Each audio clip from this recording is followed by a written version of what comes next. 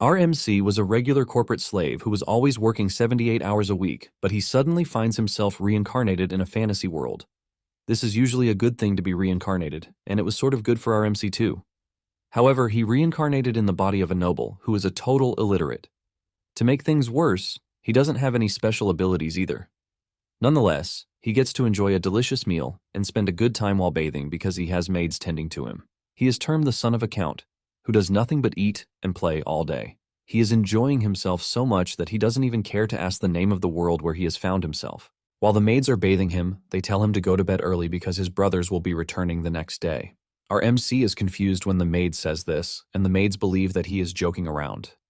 They tell him that his brothers are Leo and Tonio of the Palacio family. The moment he heard the Palacio family, he realized that it sounded pretty familiar. The moment it clicks in his brain, he pushes his head into the water in frustration because he has somehow found himself in psychedelia. Back in his past life, there was a game that he managed to find time to play. And this game was Psychedelia. It was a turn-based RPG where no matter which route the player took, the moment the 5 great sins appeared, the kingdom, the nobles, the cities, and everything came crashing down. The 5 great sins, which are what everyone knows, are greed, wrath, sloth, pride, and obsession. These 5 laid waste to everything, and among the destroyed houses is the Palacio County. The eldest son of the house is Leo, and he is known as the king of prostitution, while the second son, Tonio, is known as the drug king. The family was a bunch of trashy nobles who appeared in a side quest before the main story even began. Our MC cannot believe that he just found himself in the very first place that was crushed by the 5 great sins. In addition to how things are not going so well for him, he is reincarnated as the third son of Palacio County, a mob villain, Alon Palacio. Alon lies on his bed watching in horror, while also praying to be sent back to his old trashy life because it most likely is better than the fate he is about to suffer.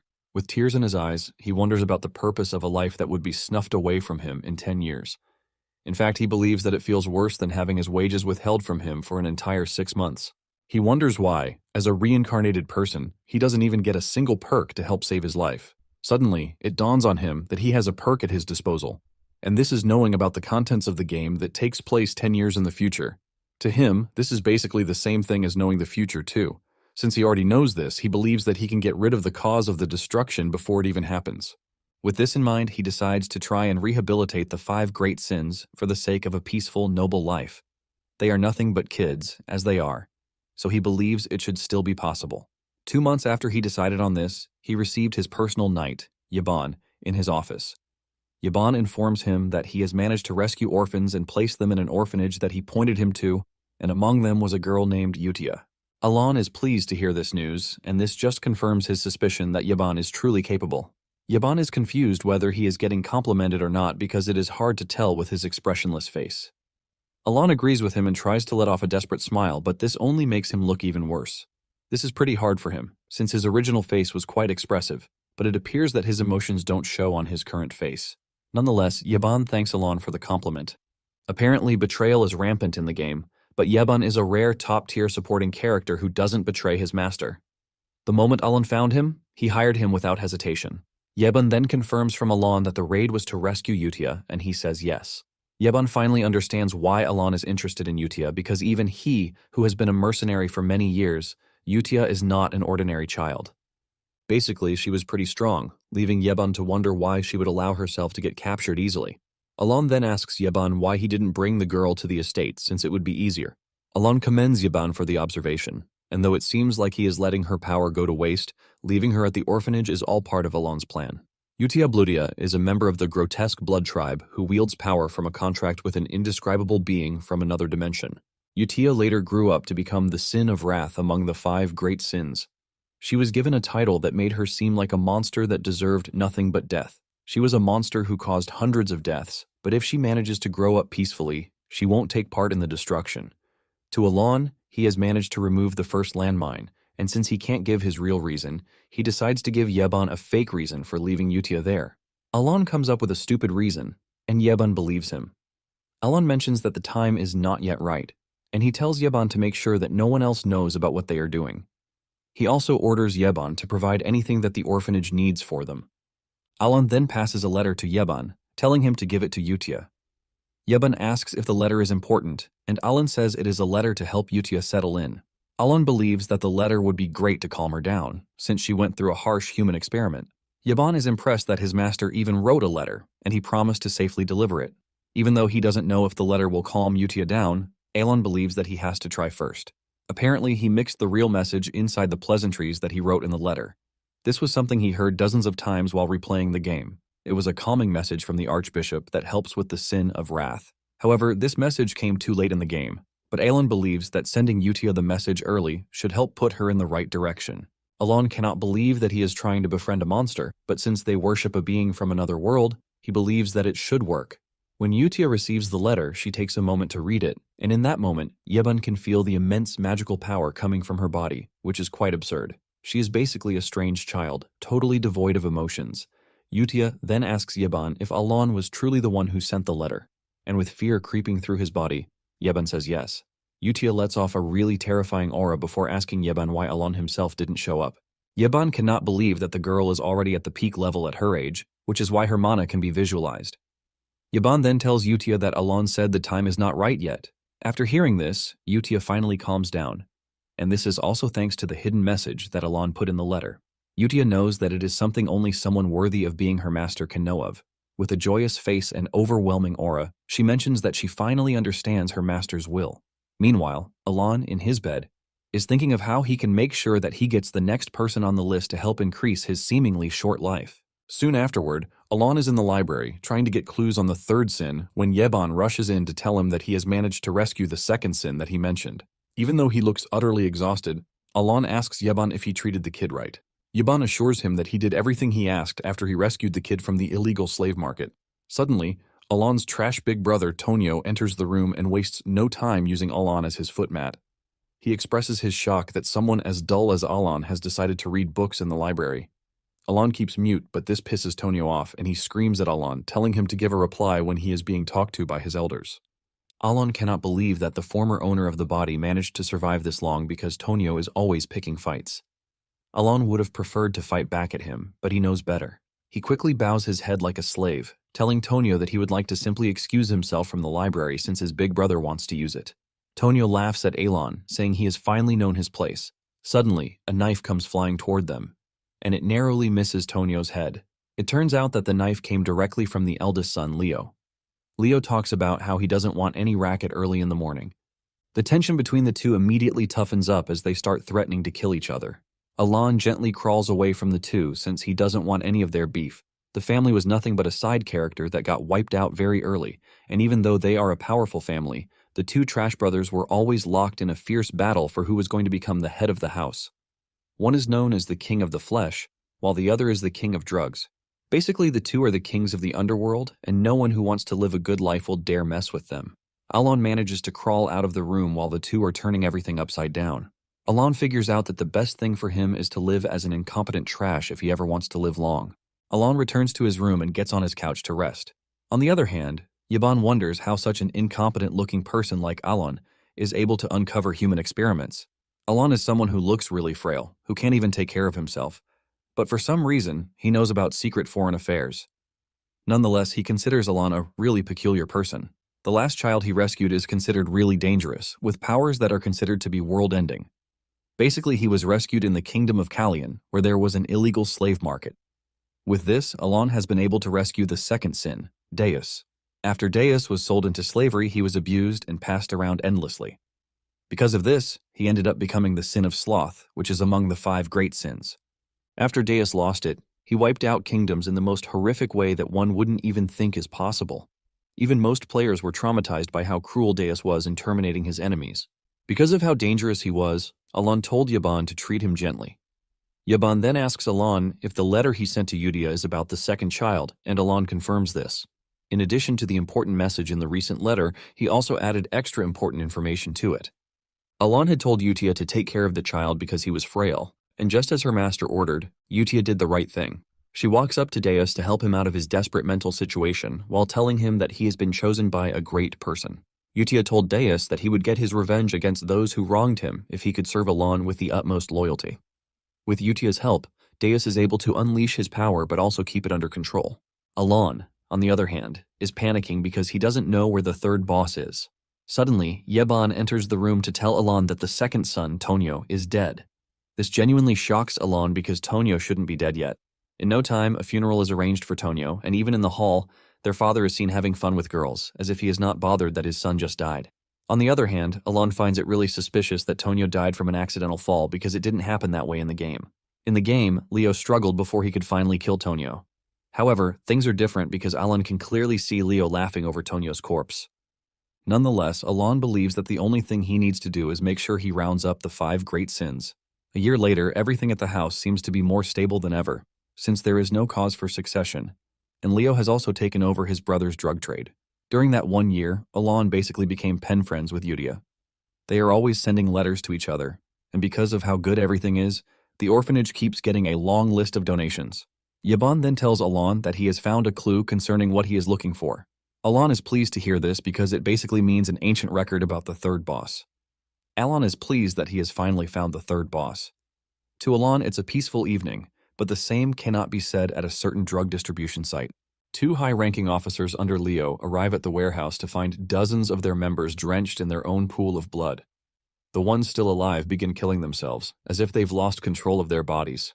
They push knives into their throats in the most horrific ways. The 2 officers soon find themselves sharing the same fate as their counterparts too.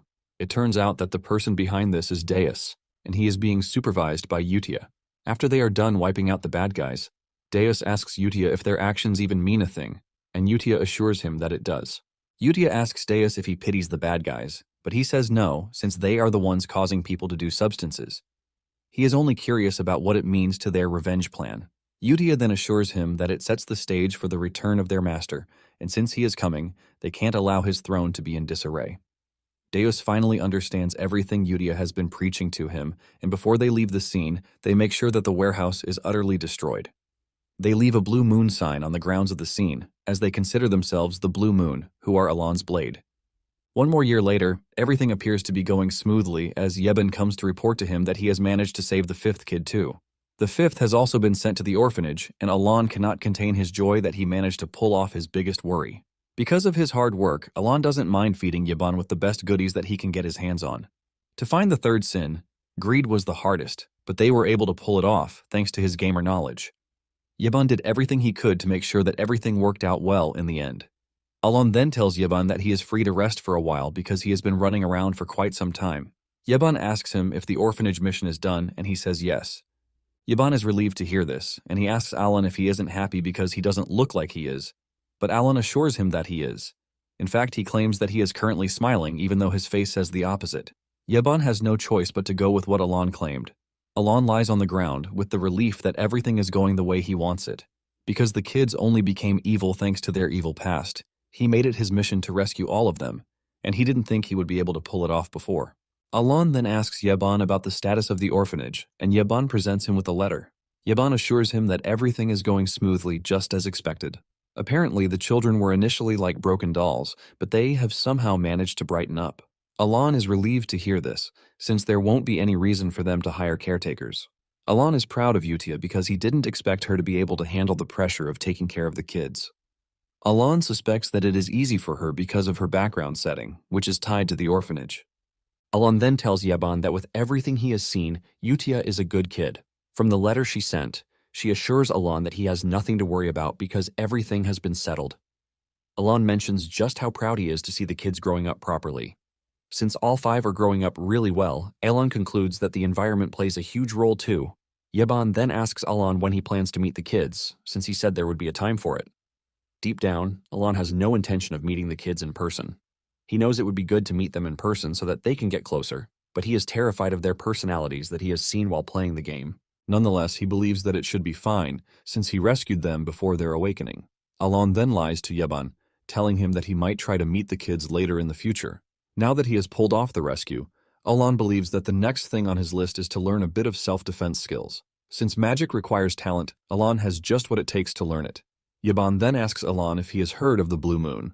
Alon replies that he hasn't, and Yeben explains that they are a group that has recently gained popularity by hunting down criminal organizations. Since it sounds like cleaning up trash, Alon doesn't see any reason why it should be a problem. Since the Blue Moon is not part of the game story that Alon knows, he believes that it will go away in no time. Yeben then drops the bombshell. saying the group has killed nobles, which is why he believed Alan might know them. Upon hearing this, Alan tells Yeben to start sleeping in the room close to his. Meanwhile, the leader of Blue Moon, Yutia, is asking her members about the week's report. Xiaolang, the Sin of Pride, reports that she has taken care of the slave traders' heads. Before eliminating them, she promised to let them live if they could guess her eye color, but for obvious reasons they couldn't, which ultimately led to her killing them all. The Sin of Greed, Ryan then mentions that all the bodies were buried cleanly. And for the illegal experiments, Radan, the Sin of Obsession, has taken care of them all. Yutia is glad to hear this, since everything appears to be going just the way she wants it. She commends all of them, saying that they all exist for the glory of the Blue Moon. Just then, Radan mentions that there is a slight problem. The head of Avalon, the organization that they are targeting, is being ruled by Leo, the Count's eldest son. Apparently, Radan discovered a dangerous document when they were wiping out Avalon's base in the south. Basically, Leo is planning to terminate Alon after their father dies. When Yutia sees this, rage takes her over. 2 years later, Count Palatio, who has been sick, dies. The official report mentions that he died of cardiac arrest, but given his history of drug abuse, it is obvious what killed him. During the funeral proceedings, Leo learns that the Blue Moon has struck his business yet again. Alon hears his brother and his men talking about Blue Moon and realizes that they have finally started taking the organization seriously. Momentarily, the Count's funeral with 0 mourners ended very quietly. After the funeral, Yaban asks Alon what his next plan is. Yaban reminds him that by next year, Leo will inherit the title. Surprisingly, Alon tells Yaban that they are leaving the estate. This shocks Yaban, and Alon mentions that they are going south to a remote village called Rodmill. This is a remote village in the southern territory of the Palacio County. Without wasting time, Alon and Yaban got out of the mansion, and they were enjoying themselves in Rodmill until they were forced to return to the mansion just 3 days later. Something shocking and surprising has happened, and this is the death of the eldest son, Leo. Alon cannot believe that he is already back at the estate in just 3 days. Alon wonders why the eldest son is dead barely 3 days after he left. The cause of his death was a blade strike to the heart. However, the question of who killed him remains unanswered. Later on, Alon asks Yaban if he found anything unusual, and he says yes. Just then, Yaban asks Alon if he was the one who wiped out Avalon in one night. This question shocks Alon, and he finally realizes why the other nobles and guests present are scared to look him in the eye. On the day that Alon was going to Rodmill, Yaban asked Alon why he was not going to a city instead of a remote village. Deep down, Alon knows that the only place he can finalize his plan is in Rodmill, which is why he is heading there. Since he has saved the 5 great sins and prevented the world from getting destroyed, he believes that Rodmill is the right choice, since it has no connection to the original story. In addition, it even has a Palatio villa there. This is a separate house built apart from the main family residence. It is basically the perfect place to live leisurely as a noble. The only answer he gives Yaban is that there is a reason for everything. Yaban is tired of hearing this, as he tells Alon that he is always brushing things aside, but since he can't get the words out of his mouth, he just decides to let it be. It turns out that Leo was already planning to kill him, but since he is already leaving by himself, he decides to hold off on it. Alon even bows to him like he is scared before leaving, and all of these convince Leo to let Alon go. Nonetheless, he decides to tell his assistant Alman to follow Alon's carriage.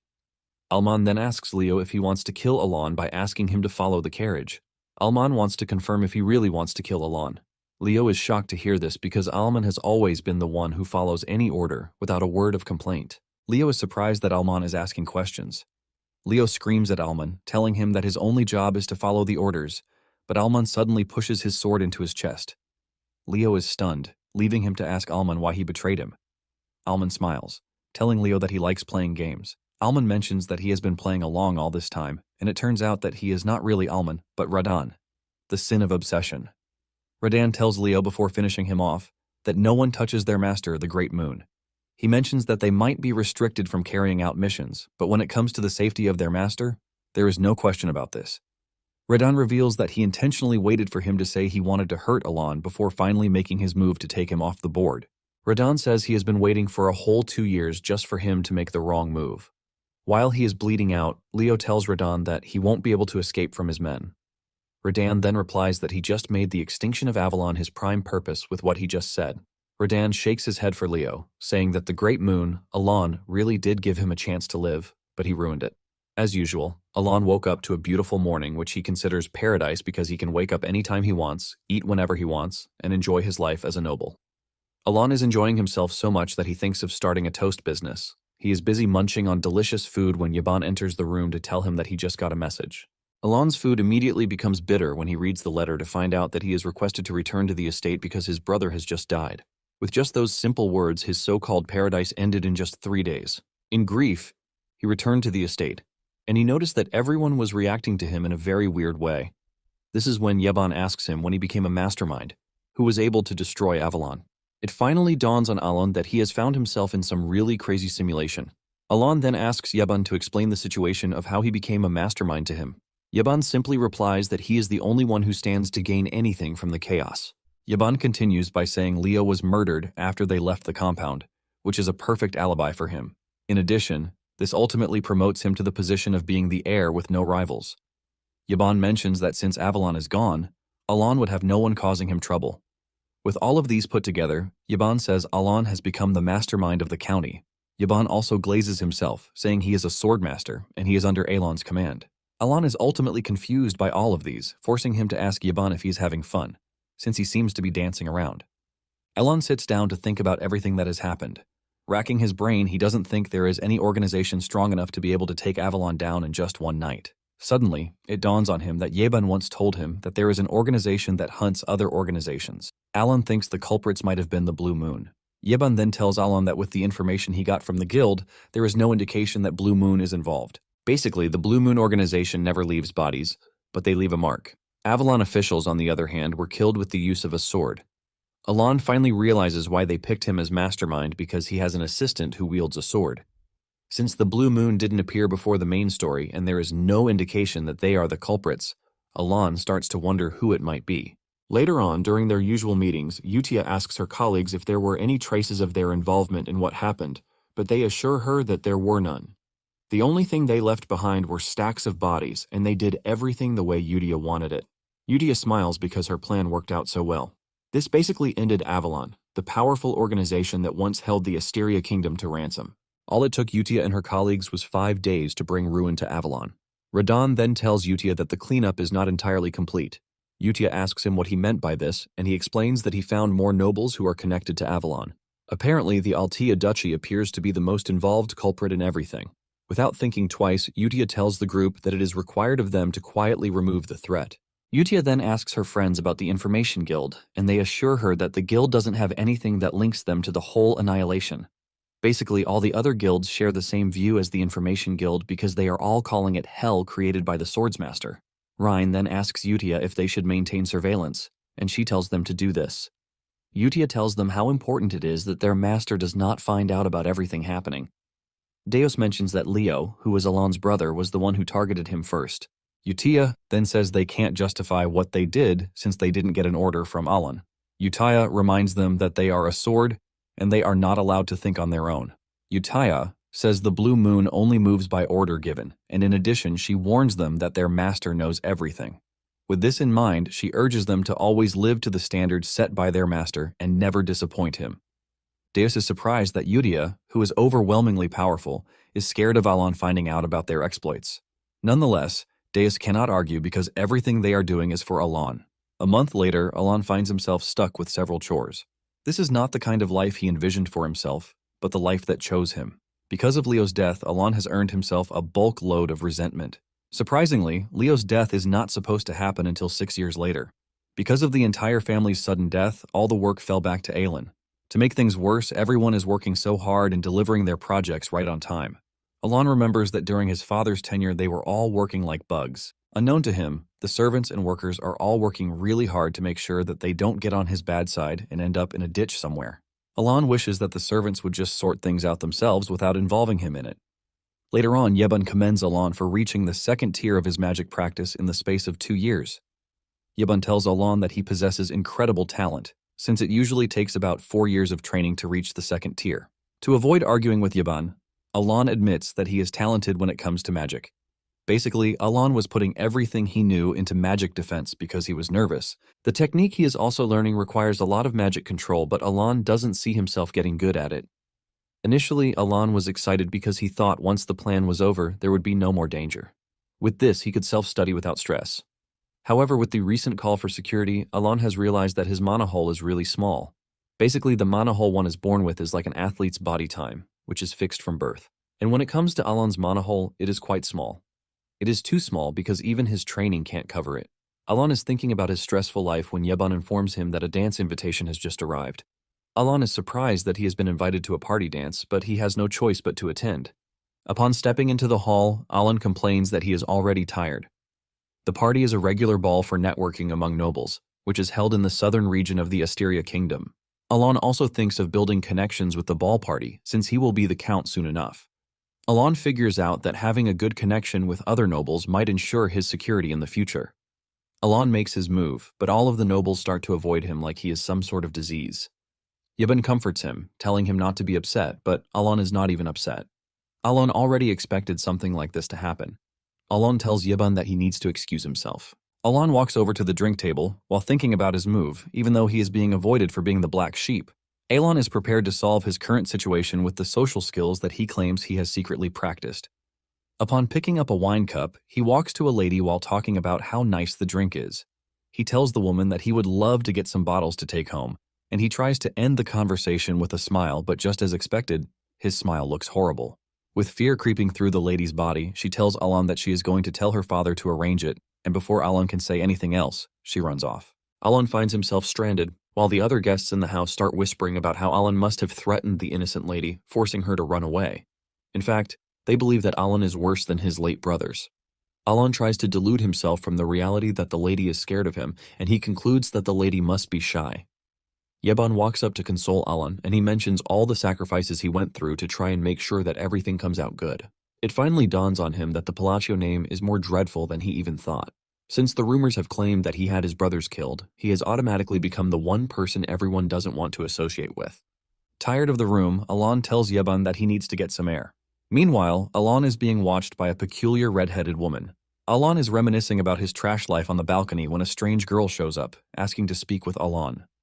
Alon is shocked that someone just spoke to him, and when he looks closely, it turns out to be Loria, the third daughter of the Altia ducal house.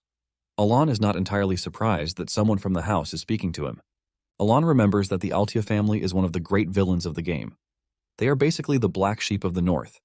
Alon figures out that whoever chose to speak to him is not an ordinary person. However, Alon wonders why he doesn't remember the girl, since he doesn't think he saw her while playing the game. Just then, Loria goes straight to the point, telling Alon that she needs his strength because she will soon be assassinated. Alon is shocked to hear this, and the girl continues by saying that up until that moment, she has been under her father's protection because she is the daughter of his mistress. However, her father has fallen ill, and she fears that her sisters are going to terminate her. Alon finally realizes that it is all about survival, and then it dawns on him that he doesn't remember the girl because she died before the main story of the game began. Loria continues by pleading with Alon to help her, and Alon gives his reply, saying he is not going to help. Loria continues by saying she is not asking for his help for free. Loria promises Alon half of the duchy if he can help her. Alon ignores her, saying he is leaving. Alon admits that Loria is in a tight position, but at the same time, he will also be putting himself in danger if he helps her. Even if he wants to help, Alon knows that he can't because, unlike the rumor, he is just a talentless dude. Just as he is about to walk through the door, Alon's conscience stops him and he turns around to talk to Loria. He tells her that something good will happen for her, and deep down, he hopes that she actually meets someone who can help her. Meanwhile, the Sins observing Alon have noticed that Loria has approached him, and they deduce that telling Utia is the best option before acting. Ryan then tells Deus that he might not need to report the situation, since Loria is the only Altia who is not affiliated with the bad things that they are doing. This in turn excludes her from being Radon's target. Deus agrees that this makes things easier because the other Altias will be dealt with. Ryan mentions that Utia has told them to make sure that all information flow is cut off to make sure that the Avalon incident never gets to Alon. Alon is walking through the hall by his lonesome self when he is suddenly approached by the redhead lady. Alon is initially confused whether he is the one being greeted or someone else. Alon nervously replies to the greetings, and with the way the girl is walking and her aura, Alon can see that she is a shady person. Alon tries to remember who she is because he has definitely seen her face in the game. In addition, he figures out that whoever talks to him isn't normal. Alon finally remembers her name, Kalia Zenonia, and he walks up to her to offer his greetings. Kalia is shocked to see that Alon actually knows who she is. Alon tells the lady that he knows her since she is quite a famous person. Apparently, there are 3 great houses in the kingdom of Asteria. The house to the north is House Altia. The house in the east is House Palacio, and in the west is the degenerates of Zenonia. It turns out that Kalia is the eldest daughter of Count Zenonia. If Palacio is considered a gang, Zenonia is a more refined, corporate-style syndicate. Even though he needs some noble connection to live a peaceful life, Alon fears that he shouldn't involve himself with the Zenonias. Alon continues with the compliment by telling Kalia that she is famous because she is beautiful, and Kalia thanks him for the compliment. Kalia says she would like to talk more, and Alon agrees, but mentions that there are lots of eyes watching them. Deep down, Alon just wants the lady to let him go his way. Kalia smiles, saying Alon is just as the rumor said, but she lets him know that she would like to see him again. Alon is surprised by this, leaving him to wonder what the lady meant by it. Meanwhile, Deus and Ryan are still monitoring the situation, and it appears that something more concerning has come up. Deus tells Ryan that there is a weird dude who is tailing Alon. Since there are no direct orders concerning this, Ryan suggests that they observe, but move to elimination if needed. Later on, Alon and Yeban head to a canyon that Alon has reportedly been looking for. Yeban is skeptical about the whole thing, and he tries telling Alon that the insides of the canyon are dark even though they are in broad daylight. Alon, on the other hand, is rejoicing that he has finally found his objective. He prays that he is at the right site because he might as well fall into depression if it turns out to be the wrong one. Upon entering, Alon is relieved to see that it is exactly what he was looking for. Basically, it was easy to find in the game, unlike what he just went through to know its location. Alon apparently came to the canyon because of a certain labyrinth, the Labyrinth of Whispers. If he can solve the riddles in 8 chambers, he stands a chance to win a valuable artifact as his reward. Since he still remembers the whole walkthrough, he believes that it is time he savored the joy of level 1 grinding. Alon is blown away when standing at the entrance of the labyrinth, since it is his first time seeing it in real life. Yeban then mentions that the canyon appears to have been built by hand, leaving him to question how Alon knows the place too. Alon casually mentions that he comes here often, and this shocks Yeban. Realizing that Yeban is already overthinking it, Alon tells him that he is only kidding. Upon stepping into the labyrinth, they encounter several monsters hanging from the roof, waiting for them to get the riddle wrong so that they can be crushed. While Yeban is freaking out, Alon remains calm, and this shocks Yeban. Alon just focuses on the riddle, while Yeban is racking his brain on how he has failed several times in trying to figure Alon out. Yeban thinks deeply about it, and he realizes that none of the missions that they have conducted have ever been related to each other. From taking down an evil organization to saving a slave to paying off someone's debt, to helping an orphan, and several others like it. This makes Yeban question how Alon knows the labyrinth when Alon doesn't even leave the estate. Just then, Alon mentions that he has gotten the riddle right, but they need to wait for the giant hand to finish its thing. Even though Yeban is curious about Alon, he knows that something good always comes out of every mission that they undergo. The door starts to open, leaving Yeban to wonder what exactly Alon is planning again. When the door finally opens, they are met with countless treasures sitting in the large room. Standing in the distance is a gauntlet with rings on it. Apparently, Alon's only mission is the black ring on one of the fingers. Yeban is surprised to see that this is their only goal because it appears to be totally useless. Alon retrieves the ring and realizes that it is too big for his hand, but he is taking it nonetheless. He tells Yeban to drop the treasures that he has packed because they would only bring trouble to them. As they leave the labyrinth, Alon assures Yeban that there is nothing dangerous on the way out. Alon is thankful for the walkthrough because it made things easy for him. Momentarily, they run into a bit of a problem.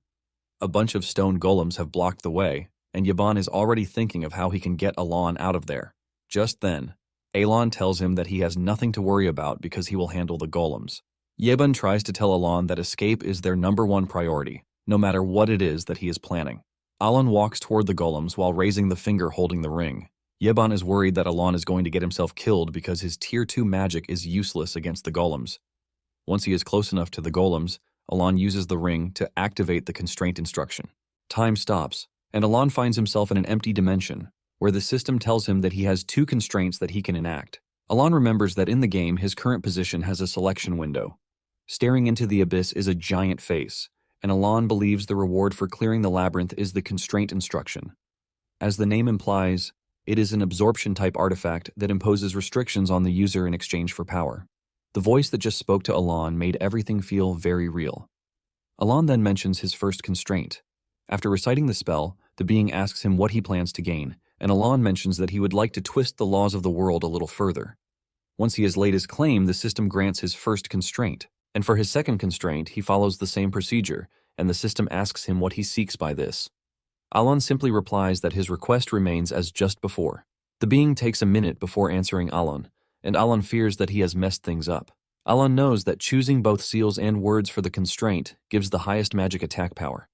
While he was playing the game, he mastered all the hand signs and phrases, which means that his request is supposed to be granted. Just then, the being grants his request, and the voice tells him that he is considered really important to have remembered everything related to the forgotten god. The voice then tells him to carry on the will of the forgotten god, leaving Alon confused. After the being is done talking, the ring on Alon's hand gets absorbed, which is a sign that the constraint worked successfully. Just then, Alon returns to the real world when Yaban is trying to get him out of the golem's way. However, Alon resorts to his magic power, but even after using his entire mana, the sphere of lightning that he created remains small. Since his own magic power is trash, he decides to try out the constraint's power by giving it the price that it demands.